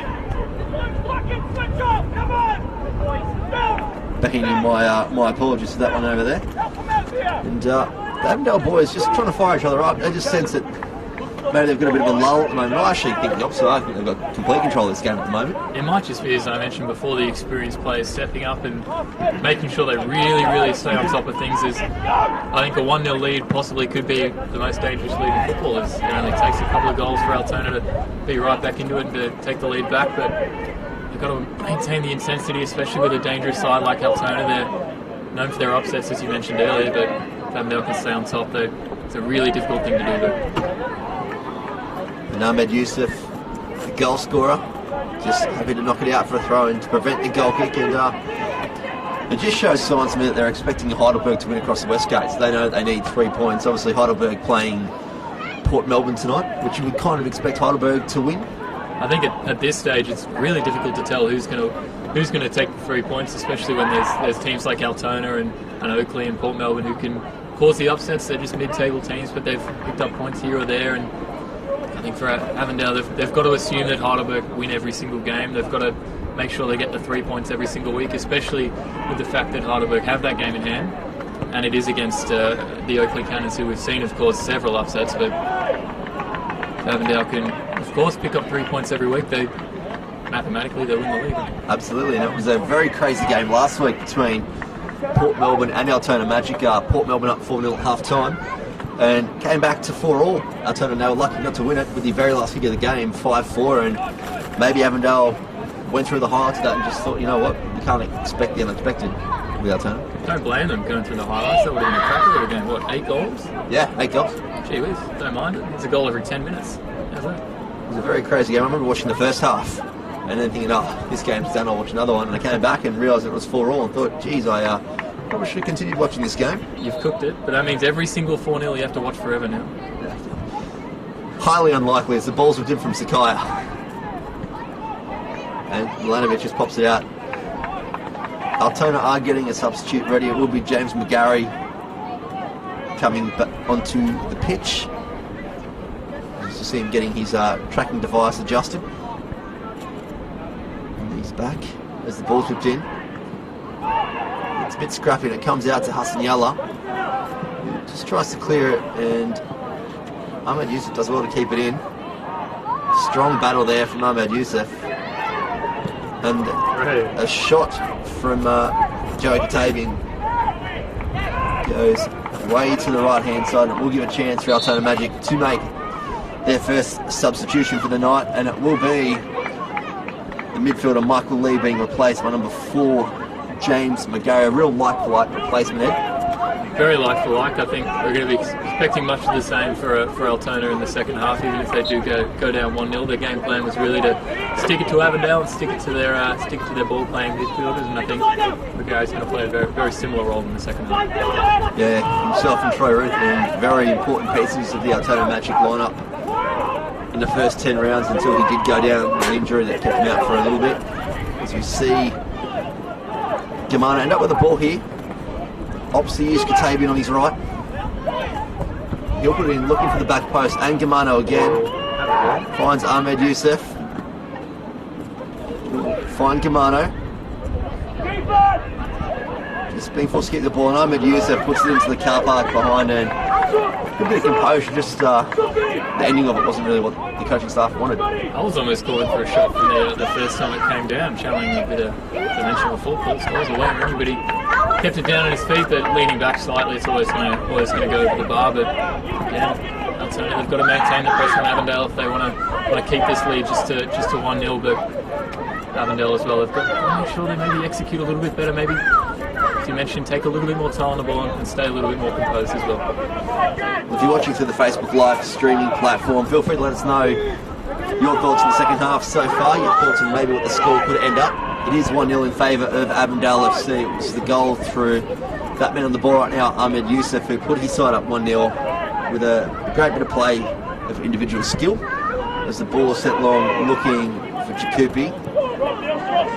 Some good body shield work there from Jakupi, and Sam Mitchelson, we're going to get stuck in, just holding the shirt. Maybe he wants the blue shirt to the black and red, and just some words exchanged between the two of them. And Sam Mitchelson, a little bit of after there.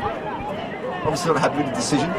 I just think he's not happy with Jakupi. You saw him getting right into him. Jakupi just doing his thing. He just wants to play football. Mitchelson not allowing it, but earning his team a valuable free kick on the right-hand side. You see Sakir, he's deadly with his deliveries as well, and maybe they can find the head of one of the big centre-backs. Can we stake claims to just wanting to play football tonight after that first half scuffle? Maybe that is football for some of these players. Maybe that is, but I think the scuffle might be part of it for these two teams. Maybe they had a pre-planned meeting to maybe get into each other a little bit. Send the viewer numbers through the roof as Sakaya plays it short. Comes in to the back post. Calls for handball, ignored. Ahmed Youssef outside of the foot, and Milanovic happy just to clear it out and give the chance for Altona Magic just to get a bit more shape. It's good to see that John McShane hasn't replaced his shirt at half-time either, after that scuffle in the first half where he did earn himself a yellow card. I wonder how many shirts they actually have blocked away, especially with the number 9 as well, John McShane. Maybe he's just been wearing the same one all week.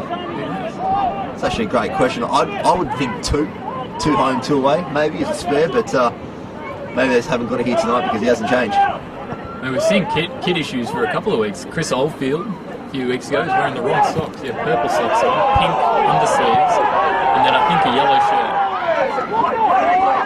So who knows? And Hassan Yellow with a big touch.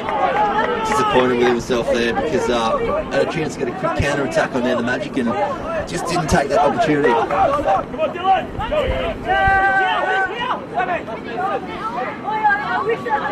Just in the line, and the assistant referee saying it did go in and has come back out. And you do have to have a bit of a chuckle at situations involving throw-ins at this level because really, I think that's the first thing you're taught, the Sixers how to throw a ball in.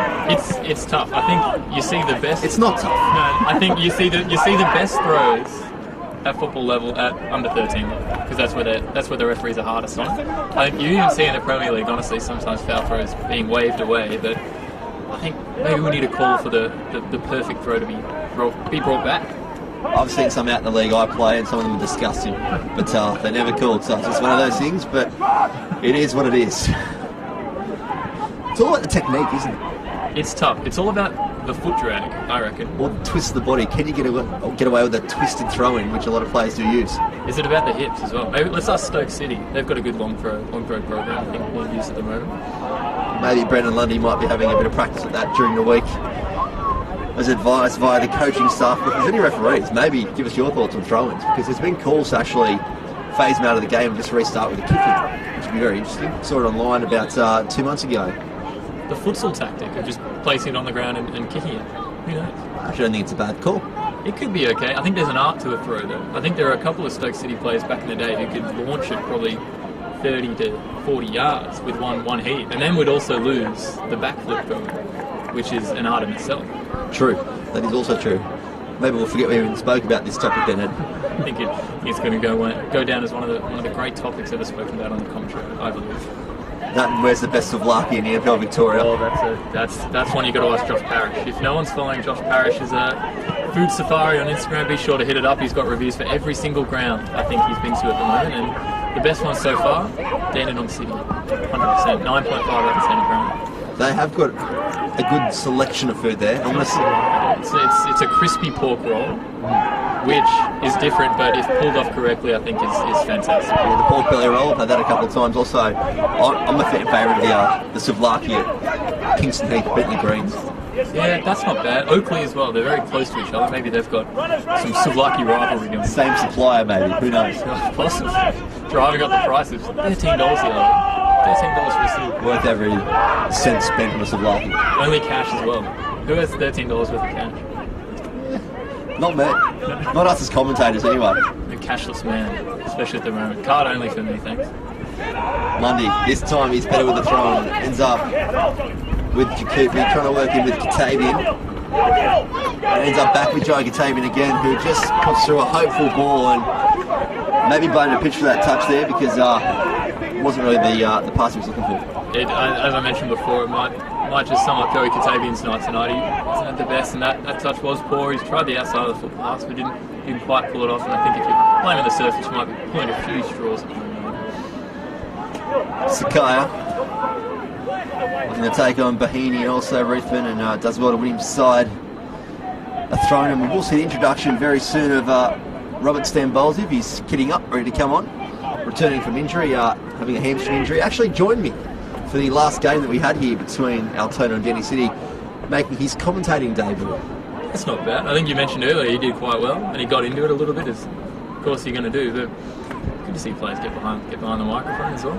Yeah, he got very excited at times on how his team was going and some decisions, but it's what you expect from a man that's played A-League and over in Europe as well. So no doubt the Altona Magic fans are looking forward to his introduction.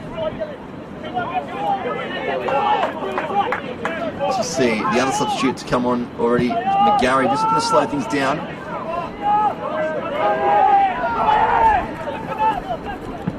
Milanovic just sprays out to the left-hand side. McGarry with a bit of pressure from Lundy. And Avondale's will just smother that attack and ball sent long. And a chance here for Katavian if Milanovic can't get in front. And both players go down. The referee waves play on. Both are appealing for a free kick of some sort. And geez, it would have been a tough call against either player there. I think Jack, the referee, maybe had a similar mindset. It's hard to call when both players are pulling each other down, but there's the danger again of Avondale and the danger of Joey Katavian, who I mentioned was having a bit of a tough night, but he's always a threat, especially with that quick he is and with the long balls over the top. But good decision, I think, to wave play on and to see a play go down, possibly with a... Yeah, Troy Ruthven with a cramp. Oh. Yeah. I don't know if he's cramped up for a couple of years. It was that telekinesis. You could tell, as he's spoken to you through the mind, that sibling connection, possibly. Yeah, I'm not too sure. Pretty fit usually, like myself. Well, not at the moment, but yeah, it just seems to be all right now. And maybe it's a bit of a heavy pitch. We went for a walkover at half time, and it's one of those pitches here that just it'll stay damp for the rest of the year now. So it's you've got to really adjust it. But they do train on it. There's a fair amount of give, and I think if you're training on the pitch as well, it's tough. You see the pitch behind us there, it's looking gorgeous. I'm not sure why they're not playing the other one. Maybe it's the introduction of the grandstand, but this one it is, I think, spongy, damp. Over the back pitch there? No, the one behind us? Yes, that looks quite nice, honestly. I reckon it's worse than the main pitch. The best one here is over the back of the grandstand. I think it's Altona East. They play there. That is a carpet. Maybe we'll give that a shout next week. Maybe we'll just go watch an Altona East game. As you see, Joey Katavian now. This will be interesting. He's already on a yellow card, and the referee just calling over the captain. I'm just have a listen in here for a sec.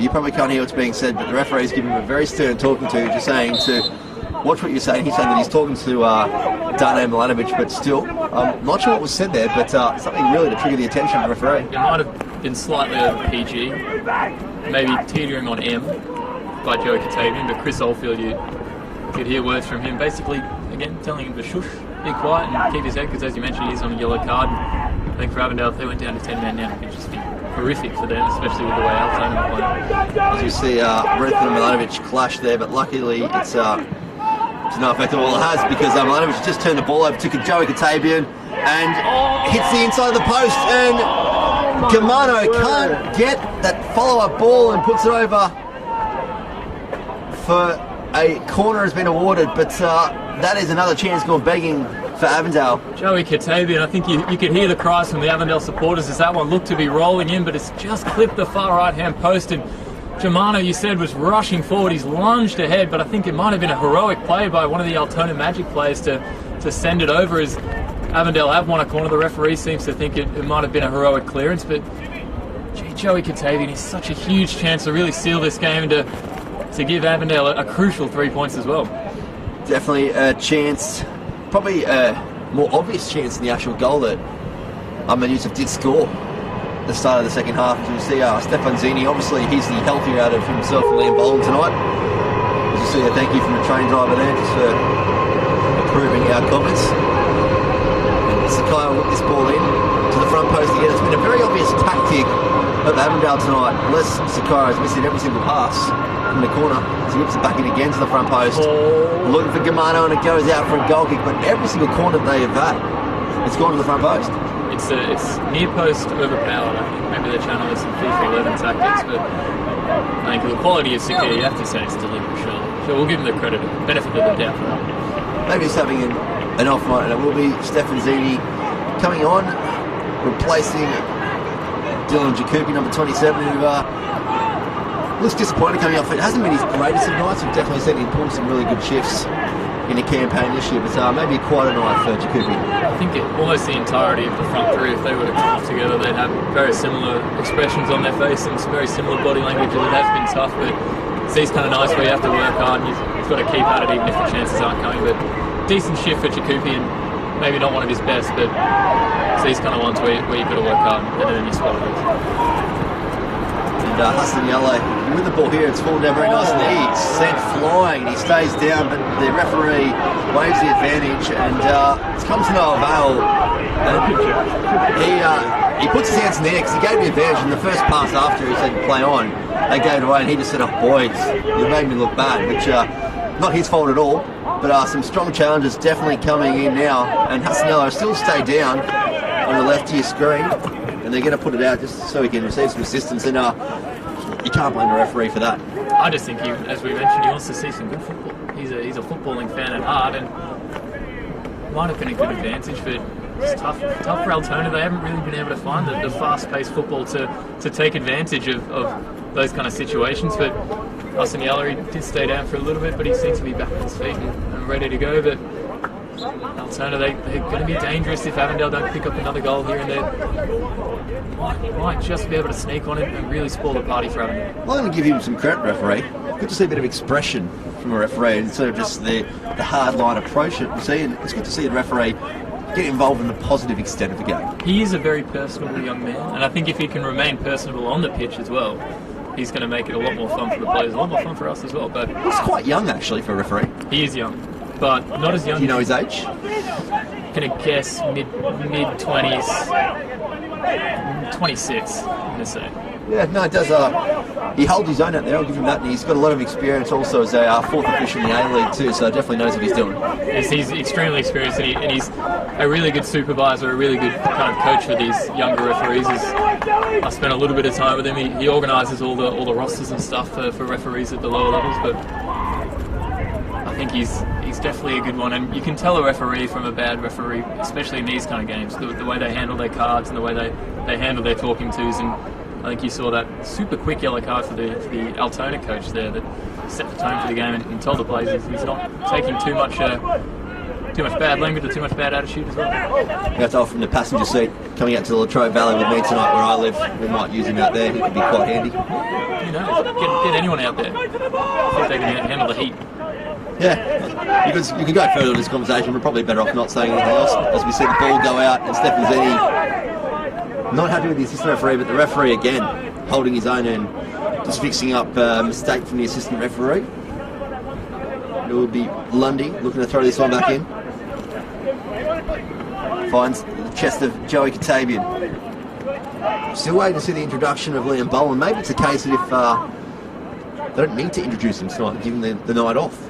I think that definitely might be the case. If, as you mentioned, it's not one of those injuries where he might be able to make it worse. I think with an illness, he's probably feeling extremely under the weather and he's not feeling his best. But I think if Avondale do need him, they'll bring him on. But if they can maintain the 1-0 lead, I think he might be safe on the bench. But I wouldn't mind seeing him, honestly, seeing him out there tonight, seeing the kind of threat he can pose, and especially going to the final series. He's wanting to stay in form and stay red hot as he has been this season. Charlie Beverley has earned a yellow card for that challenge on John McShane, and as a striker who's chasing the golden boot, maybe do you think he's just saying to his coach, hey, give me a couple of minutes, let's just see if I can find something here? Maybe the doctors have told him otherwise, but of course he's got to be desperate to get out there and to catch salmon of Green Gully as well, to take the golden boot. There's another bit of interest here. Milanovic just letting him know what he thinks of his opposition centre back in Matthew Reid. Just some more push and shove again. And John McShane not showing away too, already on a yellow card for a scuffle in the first half. And the referee just having a bit of a chat here. Gives a chance for Troy Ruthven just to sneak a couple of yards closer. And the referee keeping a close eye on what's happening here. The ball comes in to the front post. And a chance for Stefan Zinni here just to beat Bernard Martin. Does well, but Troy Ruthven equally as well to stop that challenge. And Joe Katabian has some space. Looks for the switch to Sakaya, who flicks it, and it goes across the face of goal. And that could have been 2-0 to Avondale with only minutes remaining at Paisley Park, and really could have sealed their 3 points going home. That could have been a huge goal. And Sakir, Joey Katavian left him a lot to do with that ball out from the right-hand side, but he's brought it down just perfectly. But I think he might have just barely put a little bit too much. You saw Vidakangas, he was stranded in no man's land, but Sakir just not being able to sneak it into the right-hand side. And Avondale, they're so deadly on the counter-attack. We mentioned Stefan Zinni, who's come on. You saw the quality there. You saw how he was able to skip past a couple of players. If he's someone Avondale might have sorely missed tonight. And Gamano going for the spectacular here, and Vidakangas was off his line.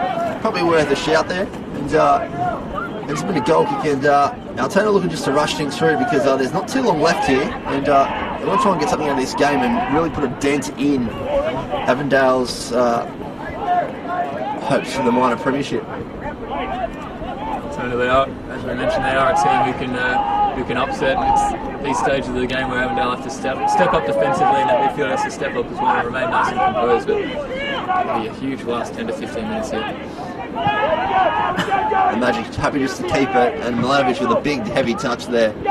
And Joey Katabian is on side, and he'll go for a first time strike, and Joey Katabian goes over the crossbar, and the supporters in the grandstand wearing blue were up in arms, and a great finish. To be fair, I actually thought that went in the back of the net too. I thought there was a goal in the net there for a second. I swear I saw that go in, but Joey Katabian, what an effort that was. And against a goalkeeper like Vidakangas, catching him off his line is extremely difficult, but what a goal that would have been, and what a goal it would have been to seal a crucial 3 points. But Katabian, he's had a tough night, but he's making the most of these last 10 minutes of this game. A couple of minutes remaining before stoppage time. Avondale holding the 1-0 lead away from home.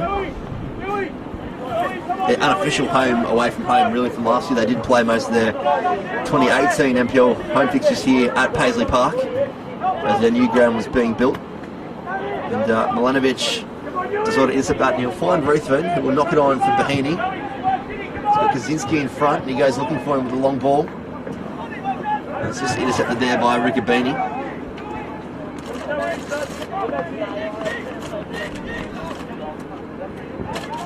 Altona might want to rush us back into play because there isn't too long left. 2 minutes remaining, plus stoppage time, and it comes back to Milovanovic.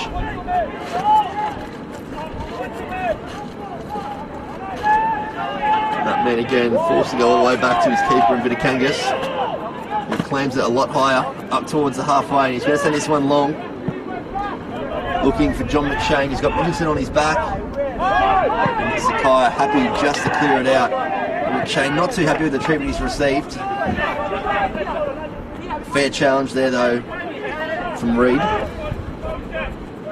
Almazi looking for Hassan Yalla.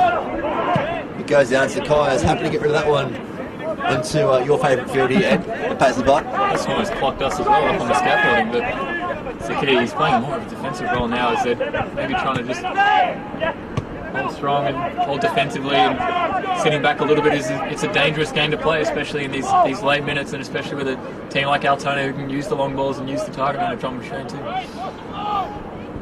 And the second half, it's been a very different ball game to the first 45 minutes. Really hasn't gone in favour of Altona in the way that they were trying to play, and Avondale sort of have showed why they're currently on top of the ladder and will stay there. I think Avondale only made 2 or 3 chances, but it's again the quality of the players to be able to finish them. And Altona, they're the type of team this season who are really going to make it difficult and make it tough for the players or the teams that want to play possession football. But just wasn't able to find maybe a cheeky goal. But again, there is danger now for Avondale as Altona could maybe find a break and find a cheeky goal. Katavian looks to find Stefan Zini, who will have a strike, and he'll find the top right-hand corner of the net. 2-0 to Avondale FC, and that will seal them 3 points with a fantastic strike from Stefan Zini, and news filtering through it. It's still 0-0 between Port Melbourne and Heidelberg with only moments remaining, and we also have another goal too in the Dandenong Thunder Pascal match. Danny Thunder up 1-0, but that is one hell of a strike from Stefan Zini. It's a lot of power. What a goal by Stefan Zini. We could not have a better angle for that one. As it was flying in, I thought, gee, Vitikangas is going to have a lot of work to do, and he sure did, as it's just flown into the top right-hand corner. And we mentioned the players that were going to come off the bench, and Stefan Zini's proved to just add a little bit of energy, add a little bit of quality, and he's earned his side of goal. He's earned his side of 3 points. That's going to be crucial heading into the last 2 games of this almost incredible title race as Avondale look to secure the minor premiership. And that rumoured gastro bug that himself and Liam Boland are struggling, shown no signs of affecting his goal scoring ability, because that was definitely one solid strike, and it puts his side up 2-0 as we look to enter stoppage time here. The referee just sorting his board out, and Kaczynski trying to sort out Riccobini. He goes to ground the ladder and locks the ball in, but Kaczynski's done quite well there just to get it out. And McGarry play it short to Kaczynski, finds Stan Bolziev and just puts it over the crossbar, looking for a late goal. And we'll see another substitution here made from Avondale just to slow things down here. It will be number 20, Joshua Addo, coming on. He'll be replacing number 33, Joey Katavian, so he earns himself an early mark tonight. No Liam Boland gets the night off, and looks like Avondale have sealed a valuable 3 points here at Paisley Park. A massive 3 points, and we were talking about Joey Katavian earlier in the call about how he has to step up, and he had a bit of a rough night, obviously picking up an early yellow card, so he maybe couldn't have been as aggressive, but I have to say he's really stepped up in the last 20 minutes of this game, and he's really given his side a crucial 3 points, even though he didn't pick up a goal or an assist. I think it's been a massive performance by him, and he's worked so hard and provided the type of number 9 play that you might not expect from Liam Boland, but you certainly expect from Joey Katavian. Fantastic performance. Yeah, definitely different types of plays in the way they do play the game. Joey Katavian definitely more mobile, also over Liam Boland. Liam Boland, the traditional hold-up play, does like to drop in deep and get the ball, but they definitely offer something different. It's a hard one though. Can you squeeze the two of them to the same side?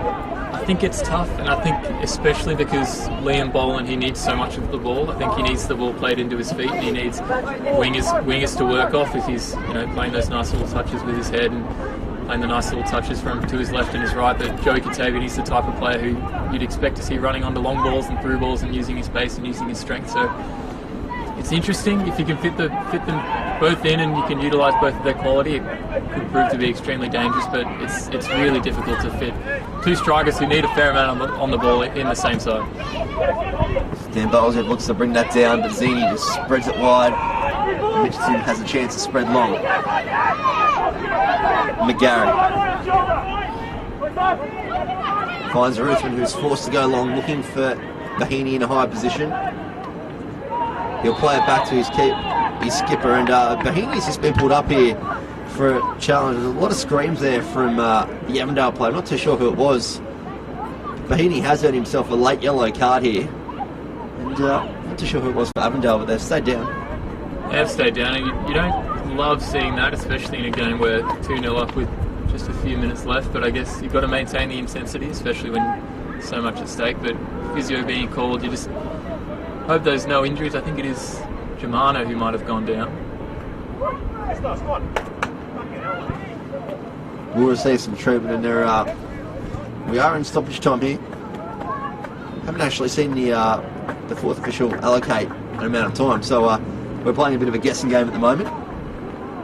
Take a stab in the dark and say 3 minutes. 3 minutes. He's having a bit of difficulty with the number board tonight. It's not the traditional electric one you see in. No, and I'm off because it's already been 3 minutes, so I'm going to say 5 minutes now for the sake of the argument. I think that might be a good call, honestly. But you can get his number board sorted out. We might find out very soon. But it's difficult. You see, perhaps at crew clubs where those scoreboards are used, and they're really, really tough to sort out. So I don't blame him for having difficulty. We have to say thank you to Chris Oldfield because he screamed out 1 minute left. So he's really helped us out there. So thank you very much, Chris, if you do watch this back. And we'll see your replacement for Gamano. Replaced by Theodoropoulos. That was an attempt at a very long name. I think you've done well. I'm not going to attempt, but I I could just say Christos. think, yeah, that's a fair share. Or Theo. It's not bad. Well, he'll get the last minute of game as a substitute. Bahini, who just sent himself a yellow card. Play ball and will come back. And Ahmed Youssef. They're searching for a third, but Lionel Marzi just intercepts there and goes for a run himself. Not afraid of running a couple of yards when he has to. Have a go. He's almost running the whole pitch here, riding a challenge for half of it at least. And he just turns it over there, and the youngster has just left his post open for a moment, and that will be the full-time whistle from the referee. A 2-0 victory to Avondale FC away from home at Paisley Park over the home side Altona Magic. Ed Gooden, your final thoughts?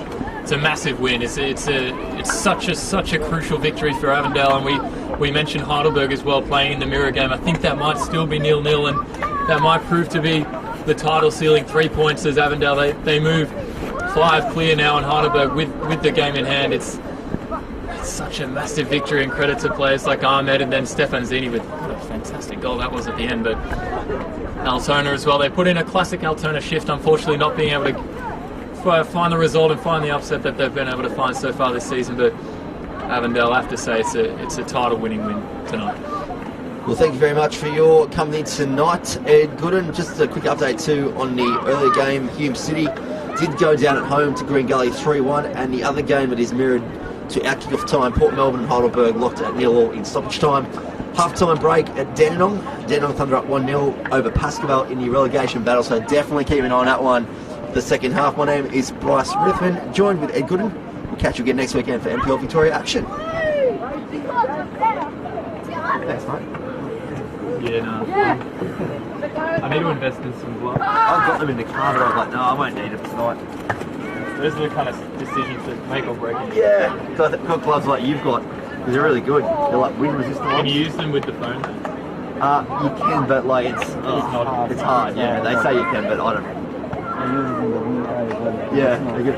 Oh, nice to meet you anyway. What's up, man? Alright, I'm going to beat the Altona. Yeah, to say, beat the skid drivers.